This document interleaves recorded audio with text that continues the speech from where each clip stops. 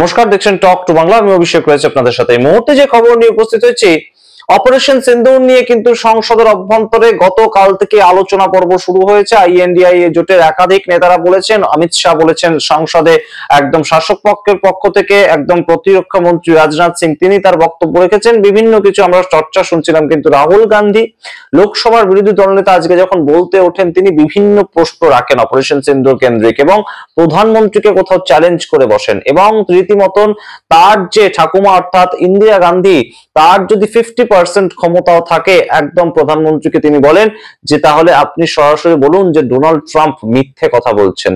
এই কথা রাহুল গান্ধী এত বড় চ্যালেঞ্জ প্রধানমন্ত্রীকে করলেন সংসদের অভ্যন্তরে দাঁড়িয়ে, তারপরেও কোনোভাবেই কিন্তু একদম ডোনাল্ড ট্রাম্প যে মিথ্যে কথা বলছেন এই ধরনের কথা বলতে পারলেন না প্রধানমন্ত্রী নরেন্দ্র মোদী। সেই ছবিটাই কিন্তু উঠে এলো এবং যেখান থেকে কিন্তু একদম সরাসরি এই মুহূর্তে পর্যবেক্ষকরা মনে করছেন যে একদম পার্লামেন্টের ভেতরে আইএনডিআইএ জোট একদম কার্যত কোণঠাসা করেছে প্রধানমন্ত্রী নরেন্দ্র মোদীকে। এবং যেখান থেকে আমরা দেখতে পেয়েছি বারংবার প্রধানমন্ত্রী নরেন্দ্র মোদী যখন ভাষণ দেন, কোন ধরনের কোনো ইন্টারাপশন তিনি কিন্তু পছন্দই করেন না, কিন্তু বারংবার আজকে নিজেকেই নিজে ইন্টারাপ্ট করেছেন এবং তিনি জল খেয়েছেন বারংবার। হতেই পারে সেটা এমনিতেই, কিন্তু আমরা যে পরিস্থিতিটা দেখলাম সেটা কিন্তু বেশ খানিকটা চাপের পরিস্থিতি। এবং রাহুল গান্ধী রীতিমতন বললেন যে একদম পাকিস্তানের যে আসিম মুনির যে পেহেলগাম অ্যাটাকটার মূল চক্রী ছিল, তিনি সরাসরি আমেরিকান প্রেসিডেন্ট ডোনাল্ড ট্রাম্পের সঙ্গে গিয়ে লাঞ্চ করছেন আর আপনি কিছুই বলতে পারছেন না। সুতরাং এই যে সামগ্রিক প্রেক্ষাপট এবং একদম সরাসরি চীন পাকিস্তানকে সাপোর্ট করছে, এই ধরনের যে কথাবার্তাগুলো একদম সরাসরি একদম সংসদের অভ্যন্তরে দাঁড়িয়ে রাহুল গান্ধী বিপক্ষের দলের নেতা, বিরোধী দলের প্রধান নেতা তিনি, এবং তিনি সরাসরি যে অভিযোগগুলো করলেন সেগুলোকে সম্পূর্ণ এড়িয়ে গেলেন প্রধানমন্ত্রী নরেন্দ্র মোদী। কি বললেন নরেন্দ্র মোদী অবশ্যই আপনাদের বলবো এবং অত্যন্ত তাৎপর্যপূর্ণভাবে বলবো যে একদম সরাসরি রাহুল গান্ধী যে পয়েন্টগুলো উল্লেখ করেছিলেন সেই পয়েন্টগুলো কি। Donald Trump has said 29 times he said, 29 बार उन्होंने बोला कि भैया मैंने सीज फायर करवाया। अच्छा, अगर वो झूठ बोल रहे हैं तो अपने भाषण में यहां प्रधानमंत्री कह दें कि वो झूठ बोल रहे हैं। यहां पे अगर दम है तो यहां पे प्रधानमंत्री बोल दे कि ट्रंप झूठ बोल रहे हैं। If he has the courage, if he has the courage of Indira Gandhi, let him say here, that Donald Trump, you're a liar, that you did not make a ceasefire and that we did not lose any planes. Let him say it here, if he has the courage. 50% भी है इंदिरा गांधी का, तो यहां बोल दे। अगर दम है, अगर सचमुच में दम है, तो आज शाम यहां प्रधानमंत्री को कह देना चाहिए Donald Trump is a liar, झूठ बोल रहा है Donald Trump. Don't have President Trump tell you that I have stopped the war 29 times. Have the courage to tell him, no, to hell with you, you can't stop any war, we are going to fight. এই video শেষ অবধি দেখুন, তার আগে অবশ্যই talk to Bangla YouTube চ্যানেলটিকে subscribe করে দিন। আপনারা জানেন যে অপারেশন সিন্দুর নিয়ে কিন্তু গত দুদিন ধরে একদম রীতিমতন সংসদে শাসক পক্ষ এবং বিরোধী পক্ষের মধ্যে একটা চর্চা চলছে, তরজা চলছে বলা যেতে পারে। এবং যে অপারেশন সিন্দুর নিয়ে কথা বলতে হবে সেই দাবিতে কিন্তু গত এক সপ্তাহ ধরে আমরা দেখতে পেয়েছি বিরোধীরা রীতিমতন ধর্ণা দিয়েছেন, হরতাল করেছেন সংসদের মধ্যে, তারা কিন্তু একদম প্রতিবাদের ঝড় তুলেছেন। তার ফলস্বরূপ যে অপারেশন সিন্দুর নিয়ে কথা হলো সেখানে উপস্থিত থাকতে আমরা দেখলাম না একদম গতকাল থেকে আজকে বিকাল পর্যন্ত একদম ভারতবর্ষের প্রধানমন্ত্রীকে, যে ভারতবর্ষের প্রধানমন্ত্রীকে দেখার জন্য আমরা রীতিমতন বসেছিলাম সংসদের অভ্যন্তরে। কি বলেন ভারতবর্ষের প্রধানমন্ত্রী তার বিদায়ী ভাষণে? তিনি কি কোথাও গিয়ে একদম সরাসরি অপারেশন সিন্দুরটাকে নিয়ে কথা বলবেন, নাকি অপারেশন সিন্দুরে কোন কোন জায়গায় সমস্যা তৈরি হয়েছে যেগুলো বিরোধীরা কিছুটা প্রশ্ন তুলছে তার উত্তর দেবেন? কিন্তু আমরা দেখলাম অপারেশন সিন্দুর নিয়ে কথা বলতে গেলেন ঠিকই প্রধানমন্ত্রী নরেন্দ্র মোদী, কিন্তু একদম সরাসরি কংগ্রেসকে আক্রমণ করলেন তিনি। তার কংগ্রেস আক্রমণটা এতটাই বৃদ্ধি পেয়েছিল, অপারেশন সিন্দুর নিয়ে কথা বলা সেটা কোথাও গিয়ে হয়তো সেকেন্ডারি হয়ে গিয়েছিল, তেমন একটা ছবি উঠে এসেছে। সুতরাং এই মুহূর্তে দাঁড়িয়ে একদম যে কথাগুলো রাহুল গান্ধী বলেছেন, রাহুল গান্ধী বিপক্ষ দলের নেতা, একদম দেশের বিরোধী দল নেতা, তিনি সংসদের অভ্যন্তরে দাঁড়িয়ে চোখা কিছু প্রশ্ন করেছিলেন এবং সেই প্রশ্নগুলোর কোন ধরনের কোনো সামনাসামনি উত্তর না দিয়ে সম্পূর্ণ পাশ কাটিয়ে গেলেন প্রধানমন্ত্রী। কি প্রশ্ন করেছিলেন রাহুল গান্ধী আগে আপনাদেরকে বলি। রাহুল গান্ধী প্রথমেই বলেছিলেন যে একদম অপারেশন সিন্দুরের যে মূল একদম যে কারণটা, সেটা হচ্ছে একদম আমরা দেখতে পেয়েছিলাম যে পেহেলগাঁও অ্যাটাক।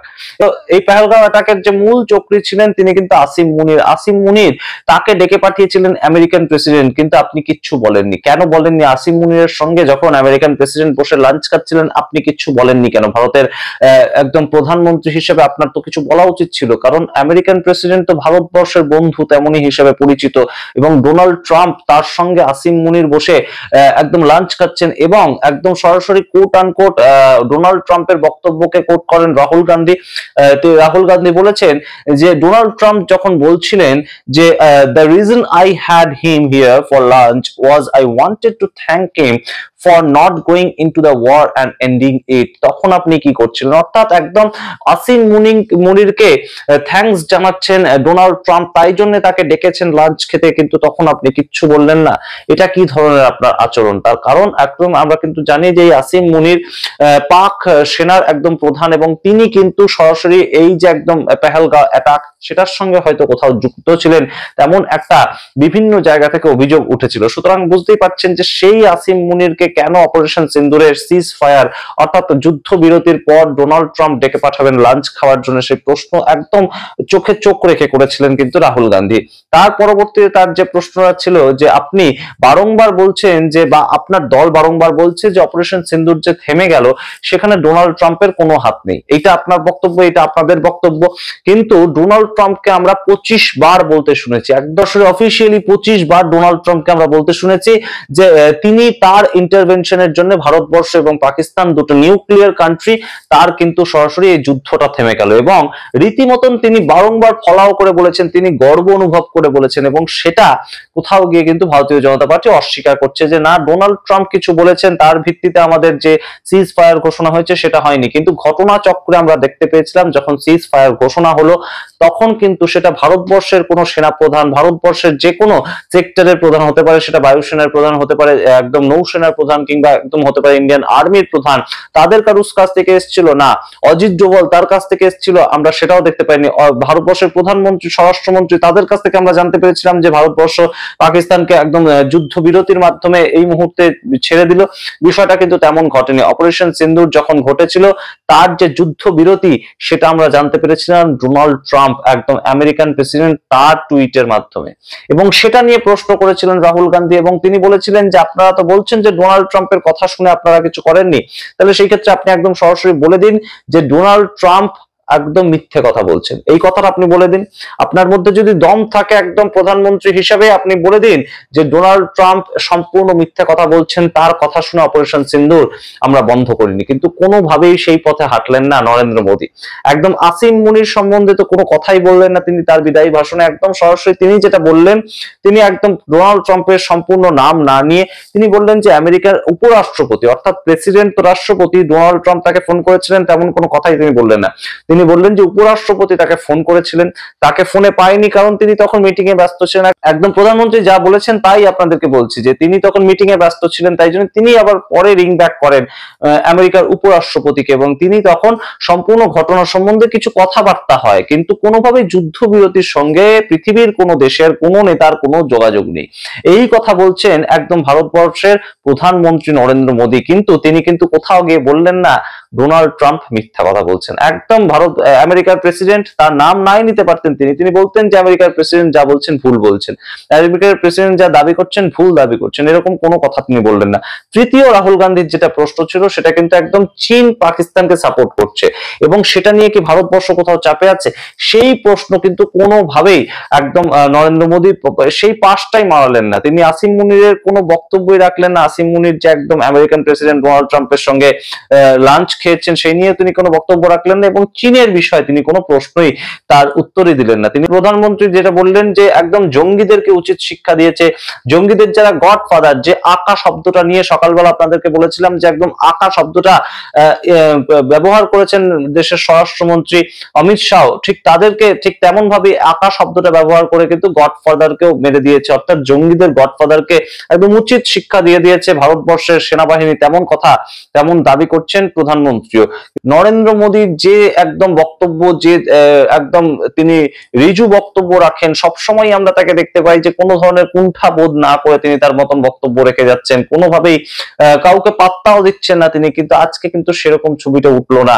একদম নরেন্দ্র মোদী বিভিন্ন কথা বললেন, তিনি হাসির ছলে মজার ছলে একদম বিরোধীদের উড়িয়ে দিতে চেষ্টা করলেন, কিন্তু যে প্রশ্নগুলো করা হয়েছিল বিরোধীদের তরফ থেকে, গৌরব গগৈ গতকাল যে প্রশ্ন করেছিলেন, রাহুল গান্ধী আজ সকালবেলা যে প্রশ্ন করেন, সেই প্রশ্নের সঠিক উত্তর কিন্তু কোনোভাবেই দিতে পারলেন না। এবং যে চ্যালেঞ্জটা রাহুল গান্ধী করে বসলেন যে একদম যদি ইন্দিরা গান্ধী অর্থাৎ দেশের যে প্রাক্তন প্রাইম মিনিস্টার তার 50% আপনার মধ্যে দম থাকে, আপনি একবার বলুন যে ডোনাল্ড ট্রাম্প মিথ্যে কথা বলছেন, তার কথা শুনে আপনি অপারেশন সিন্দুর থামাননি, এই কথাটা আপনি একবার বলুন। এই কথাটাও কিন্তু কোনোভাবেই প্রধানমন্ত্রী বলতে পারলেন না, অর্থাৎ চ্যালেঞ্জ নিতে তিনি কিন্তু ভয় পেলেন। তেমনি কিন্তু মনে করছে দেশের ওয়াকিবহাল মহল, সামনেও কিন্তু এই মুহূর্তে বাদল অধিবেশন রয়েছে এবং এই মুহূর্তে বিহারের এসআইআর সেটা অত্যন্ত গুরুত্বপূর্ণ একটা বিষয়। অপারেশন সিন্দুর নিয়ে গত দুদিন ধরে যে বক্তব্য হলো, যে প্রশ্নোত্তর পর্ব হলো, বিভিন্ন দল তাদের মতন করে যে বক্তব্য রাখলেন, তাতে কিন্তু অবশ্যই কোথাও গিয়ে এই মুহূর্তে বেশ খানিকটা এগিয়ে গেল, বেশ খানিকটা অ্যাডভান্টেজ পেল বলেই মনে করছে আইএনডিআই এর জোট। এবং এই জায়গা থেকে একদম যেহেতু অপারেশন মহাদেব, এই একদম বাদল অধিবেশনের শুরুতে অপারেশন সিন্দুর নিয়ে যখন প্রশ্নোত্তর পর্ব চলছে, তখনই যেহেতু অপারেশন মহাদেব ঘটে গিয়েছে, তাই জন্য সেই অপারেশন মহাদেব তার যে কথাটা, অপারেশন মহাদেবের মাধ্যমে যেভাবে পেহেলগাঁও আতঙ্কবাদীদের হত্যা করেছে ভারতীয় সেনারা, সেই কথাটাও প্লেস করতে পেরে কোথাও গিয়ে একটা ম্যানেজ দেওয়ার চেষ্টা করেছে এনডিএ সরকার, এনডিএ জোট। এবং বিরোধীরা কিন্তু যে চোখা চোখা প্রশ্নগুলো করলো, তাদের যে বক্তব্য, তাদের যে একদম পয়েন্ট আউট করে রাখা প্রশ্নগুলো রেকর্ডেড হয়ে গেল একদম সংসদের মধ্যে, একদম সেগুলো যে কোথাও গিয়ে ফেস করতে ভয় পেল মোদী সরকার, সেই চেহারাটাই কিন্তু উঠে এলো, তেমনই মনে করছেন রাজনৈতিক বিশ্লেষকরা। আপনারা কি মনে করছেন অবশ্যই কমেন্ট বক্সে কমেন্ট করে জানান। দেখতে থাকুন টক টু বাংলা, অবশ্যই টক টু বাংলা ইউটিউব চ্যানেলটিকে সাবস্ক্রাইব করে দিন। ধন্যবাদ।